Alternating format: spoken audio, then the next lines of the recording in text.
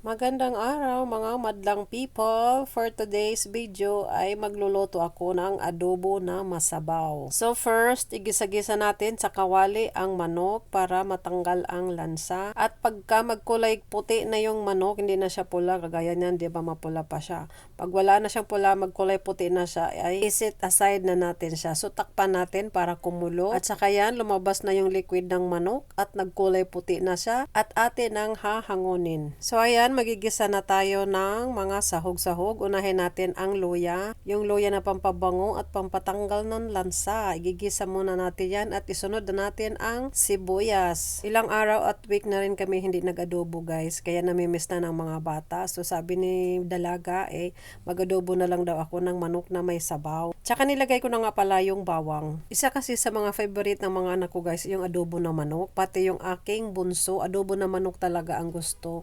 Tsaka nilagay ko nga pala yung sang bell pepper po. Ito kasi yung gusto ng mga anak ko guys. Ako hindi ako masyado mahilig sa adobo. Pero yung mga anak ko talaga, adobong na manok talaga yung gustong gusto nila. Wala akong magawa guys, so kailangan ko magluto ng adobo kasi sigurado akong kakain sila ng madami. Maglalagay na ako dyan ng seasoning at saka paminta powder at isunod na natin ang oyster sauce. Pasensya na kayo guys, madilim yung video ko kasi akala ko okay na yung video ko, hindi ko kasi tinignan. Kaya naglalagay na po ako ng chili powder kasi gusto ng aking bugay na medyo maanghang at naglalagay na rin ako ng toyo. Hindi ko na tinignan yung camera ko kasi akala ko okay na. Susunod tinignan ko guys, Diyos ko napakadilim pala ng aking video. Tingnan nyo naman yan. Akala mo naman adobong pusito niluluto ko. So ayan, tatakpan muna natin guys. At ayan, kumulo na. Naglalagay na ako na dyan ng soda. Kahit anong soda po pwede at saka tubig. Ayan po kasi gusto ng aking mga anak na may sabaw. Kaya po ang aking menu ito ngayon ay adobong masabaw.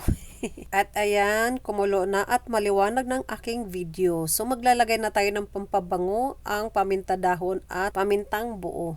Haluin ko muna saglit at tatakpan at pakuluan muna ng ilang minuto. At ayan, kumulo na siya. So, maglalagay na tayo ng tidbits, pineapple. Hindi ko sinama yung sabaw guys. Yung pineapple tidbits lang po ang hinalo ko dyan kasi yun madali makapanis yung sabaw. Maglalagay na rin ako ng 2 kutsarang sugar, brown sugar dyan kasi nasobrahan ko po sa toyo. Kaya yun, medyo umalat ng konti. Kaya 2 kutsarang brown sugar ang aking nilagay. Haluin lang natin ng saglit at lalagyan na natin ng siling green, pampaitos lang po. Hindi kasi masyado maanghang, hindi ko nalasahan yung anghang. Charan! Luto na ang aking chicken adobo na masabaw. Thank you for watching guys. Sana nag-enjoy po kayo sa panonood. Maraming salamat po. Like and share naman po dyan. Please us all.